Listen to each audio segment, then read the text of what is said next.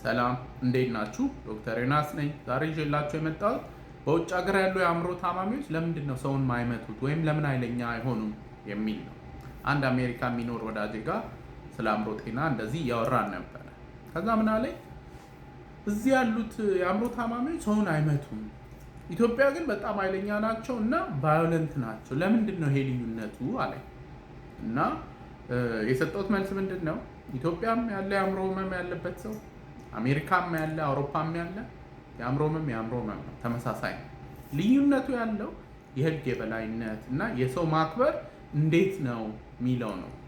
ከዛ ምን ማለት ነው ሲለኝ ምሳሌ የሰጠሁት፣ ለምሳሌ በተለያዩ ጊዜያት የተለያዩ ባለስልጣናት አሜሪካ መጥተው ከዛ በኋላ ያለ አጀብ ያለ ጋርድ ሾፒንግ ሞል ካፊ ሻፕ ምናምን ሲሄዱ ታይቷል። ከዛ ደግሞ በፖለቲካ ከነሱ ጋር ማይስማሙ ሰዎች ደግሞ አግኝተዋቸዋል ፊት ለፊት ሳያስቡት ድንገት መንገድ ላይ በቃ የሆነ ሱቅ ወይ የሆነ ሞል ምናምን ብቻ ተገናኝተዋል። ከዛ ሲገናኙ ልብ ብላችሁ ከሆነ ኢትዮጵያ ቢሆን ነገሮች ኮምፕሊትሊ ይለዩ ነበር። ለምሳሌ ተቃዋሚ የሚለውን ልክ ያለ ጋርድ ያለ ፖሊስ ያለ ጥበቃ እንደዚህ አይነት ሰውን ሲያገኝ እንዴት ነው ሪያክት የሚለውን እናንተ ገምቱ። ከዛ ባለስልጣን የሆነውም ሰው ኢትዮጵያ ላይ ልክ በእንደዚህ አይነት ሁኔታ ቢገናኙ ምን ይፈጠራል የሚለውን ግምት ለእናንተ ተዋል። ግን በታዩት ቪዲዮዎች ሁሉ የታየው ነገር ምንድን ነው? ህግ የበላይነት ያለበት ሀገር ስለሆነ ሰዎች የመሰላቸውን ይናገራሉ። ከዛ ባለስልጣኖቹ የተለያየ አይነት ምላሽ ይሰጣሉ። አንዳንዶቹ ምላሾች ያስቃሉ በጣም፣ አንዳንዶቹ ዝም ይላሉ፣ አንዳንዶቹ የመሰላቸውን ኬርለስሊ ይናገራሉ፣ አንዳንዶቹ ልክ ከሀራስ ካደረጋቸው ሰው ጋር የተመላለሱ አሉ። ሪጋርድለስ ግን አንዱ የሌላኛውን ጫፉን መንካት አይችልም። ባለስልጣኑን መንካት አይችልም፣ ያኛውን ግለሰብ ደግሞ ጫፉን መንካት አይችልም። ምክንያቱም ኮንሲኩዌንስስ አሉት። የህግ የበላይነት ያለበት ቦታ ነው። ሀሳብን መግለጽ ይቻላል፣ የሰውን ጫፍ ግን መንካት አይቻልም። ልዩነቱ ይሄ ነው። ልክ ይሄው ሴናሪዮ ኢትዮጵያ ውስጥ ቢከሰት ምን ሊፈጠር እንደሚችል ገምት።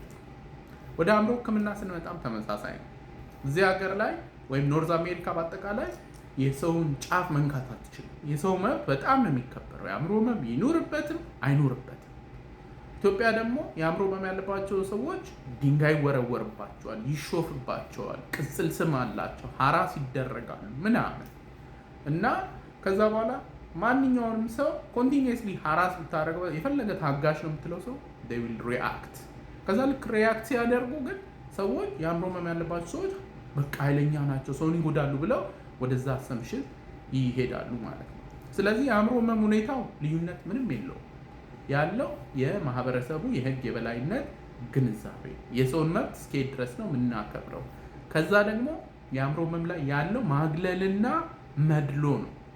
ስለዚህ እሱ ሲለወጥ ሌሎች ነገሮቹ ይስተካከላሉ። አሳዛኙ ሪያሊቲ ምንድን ነው? የአእምሮ ህመም ያለባቸው ሰዎች ሌላን ሰው የሚጎዱ ሳይሆኑ እነሱ 6 እጥፍ ነው የሚጎዱት። አካላዊ ጥቃት ይደርስባቸዋል፣ ይደበደባሉ፣ ይሰደባሉ ምናምን። ዲስከሽኑ መሆን ያለበት እሱን እንዴት እንቀንስ ሚል ይሆናል እና ማግለልና መድሎን ብናስቀር በጣም ብዙ ሰዎች ቶሎ ህክምና አግኝተው ወደ ትምህርታቸው፣ ወደ ስራቸው፣ ወደ ማህበራዊ ህይወታቸው መመለስ እንዲችሉ ማድረግ ይቻላል። ለዛሬ እንግዲህ ይዤላችሁ የመጣሁት ይህንን ይመስላል። ይህን ቪዲዮ ኮፒ ሊንክ፣ ሪፖስት፣ ሼር አድርጉት። ሁልጊዜ እንደምለው ያለ አእምሮ ጤና የለም። ደህና ሁኑ።